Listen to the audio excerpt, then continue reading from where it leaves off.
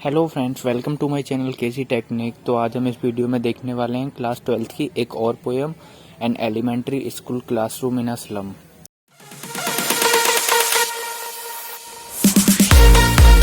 Poet के बारे में जानना बहुत ज़रूरी होता है, तो चलिए देखते हैं about the poet.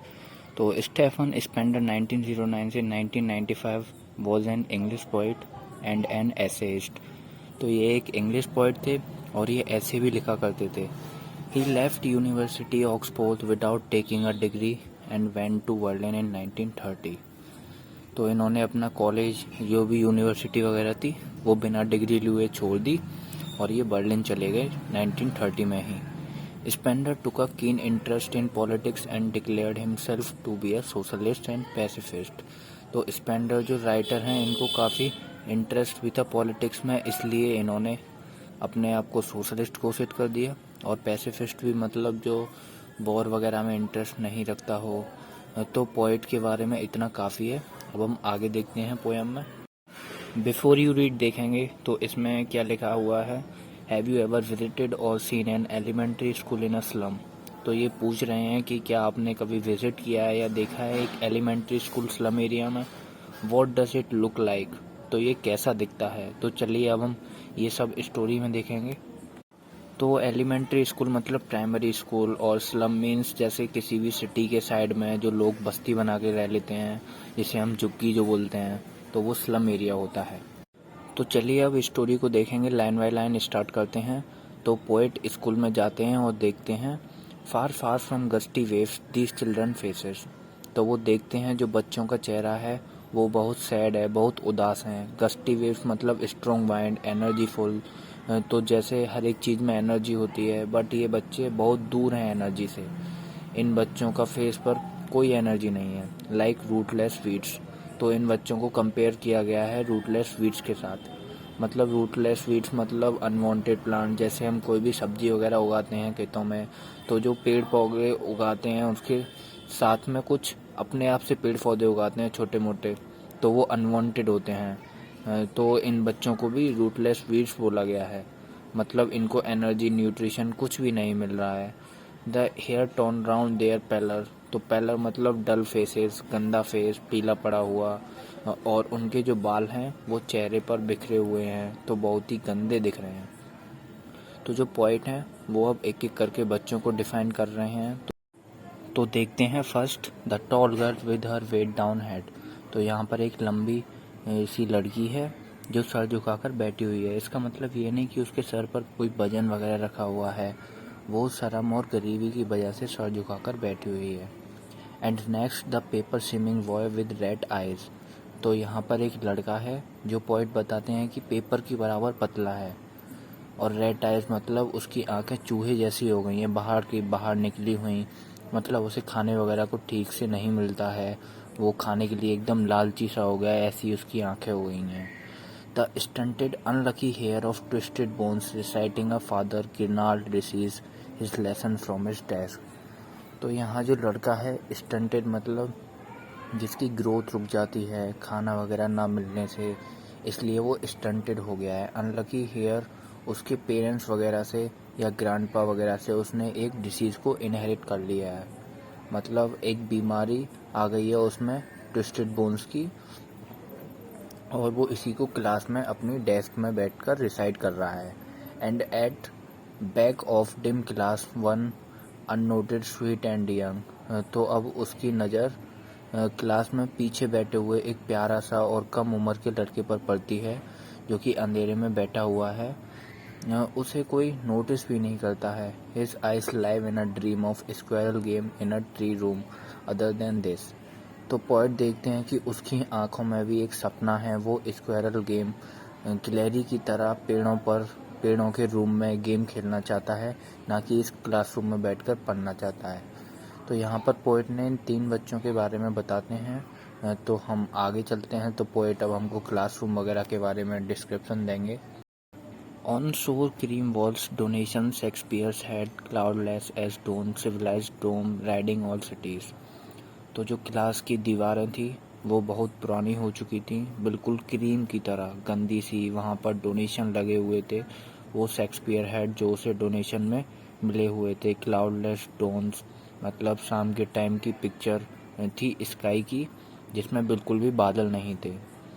Civilised dome riding all cities, और जो थर्ड पिक्चर थी वो एक सिटी की थी, उसकी बहुत अच्छी बिल्डिंग थी उसमें। वेल्ड फ्लावरी टायरलीस वैली, वो एक सुंदर टायरलीस वैली की थी। Open handed map awarding the world it's world, और वहाँ पर एक मैप भी लगा हुआ था। तो वो इस वर्ल्ड को वर्ल्ड दिखा रहा था, मतलब यहाँ बैठकर हम किसी भी जगह को देख सकते हैं। And yet for this children's window not this map their world. यहाँ पॉइंट कहते हैं कि इन बच्चों के लिए इस मैप का कोई मतलब नहीं है, क्योंकि इनकी जो दुनिया है वो ये विंडो है।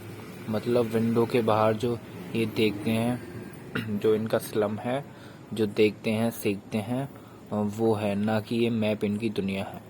Where all their future painted with a fog. तो विंडो से बाहर देखते हैं तो जो फ्यूचर है वो इनको लगता है कि किसी ने पेंट किया हो फॉग से, क्योंकि धुंधला दिखता है जब फॉग होता है। तो अब देखते हैं तो कुछ भी नहीं दिखता है जब फॉग होता है।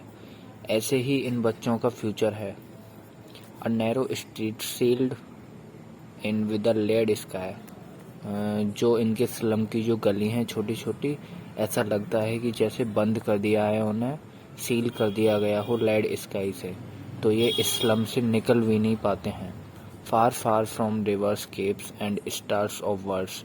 तो ये जो स्लम है वो केप्स से, जो रिवर के बीच में जो टापू वगैरह से बने होते हैं, उनसे बहुत दूर है। और स्टार्स ऑफ वर्ड्स मतलब बहुत अच्छी अच्छी बातें इन सब से भी बहुत दूर हैं। Surely Shakespeare's is wicked a map a bad example.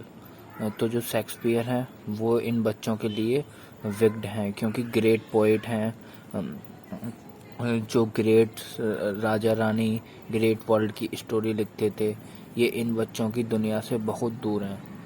और जो मैप है वो भी बैड एग्जाम्पल है, क्योंकि with ships and suns and loves. तो ये इन सब में दिखाया गया है जो कि इन सब लोगों को नहीं मिलता। Tempting them to steel.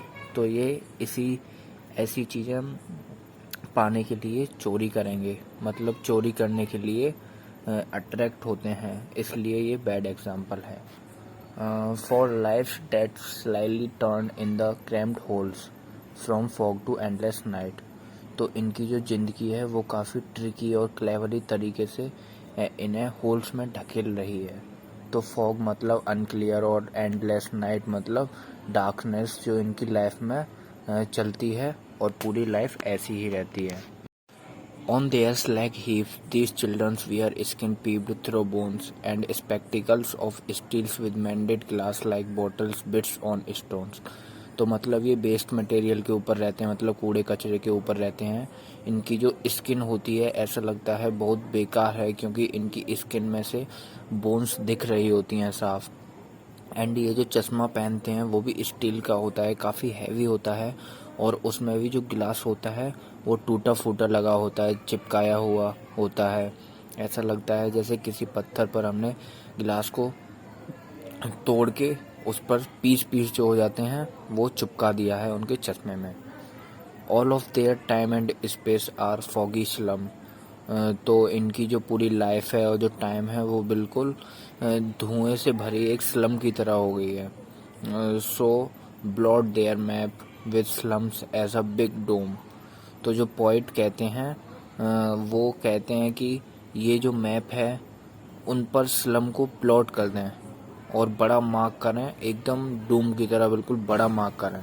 ये जो ओनली ब्यूटीफुल फेसेस को दिखाते हैं वर्ल्ड के, तो मैप को इन चीज़ों को भी दिखाना चाहिए, जैसे स्लम एरियाज वगैरह हैं। Unless governor inspector visitors this map becomes their window and this window that shut upon their life like catacomb. तो ये जो पावरफुल लोग हैं इन जगहों पर जाते हैं घूमने, देखते हैं सब कुछ, तो ये इसे चेंज कर सकते हैं, ये इनके लिए कुछ कर सकते हैं। जब तक ये इनके लिए कुछ नहीं करते हैं तब तक ये मैप ही उनके लिए विंडो है, जो बताती है कि इस स्लम से बाहर भी एक दुनिया है। ये जो मैप्स हैं ये इन्हें इनकी कंडीशन से बाहर नहीं ले जा सकते हैं। मतलब ये मैप्स हैं, ये भी इनकी लाइफ को बिल्कुल बंद कर देते हैं कैटाकॉम्ब की तरह, मतलब अंडरग्राउंड प्लेसेस की तरह जहाँ डेड बॉडी वगैरह को रखा जाता है। Break open till they break the town. तो पोइट यहाँ कहते हैं कि तोड़ दो सारी जंजीरों को जब तक ये टाउन तक नहीं पहुँच जाएं। And throw the childrens to green fields and make their walls run ashore on gold Sands.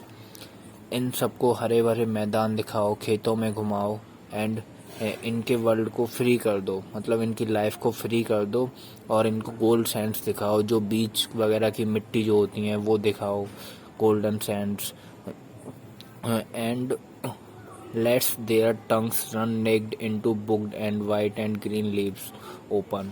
कहते हैं कि इनको पढ़ाओ लिखाओ, ऑर्डिनरी बुक्स वगैरह पढ़ाओ एंड ग्रीन लीव्स मतलब नेचर है, पेड़ पौधे ब्यूटीफुल हैं उनसे भी मिलाओ। And last history there whose language is the sun. History there whose language is the sun. वो कहते हैं हिस्ट्री में उनको ही याद रखा जाता है जो सन की तरह चलते हैं, सन की लैंग्वेज बोलते हैं। So thank you for watching my video. अगर वीडियो आपको अच्छी लगे तो लाइक करें वीडियो को, कमेंट करें एंड वीडियो को ज़्यादा से ज़्यादा शेयर करें जिससे और लोगों तक पहुँच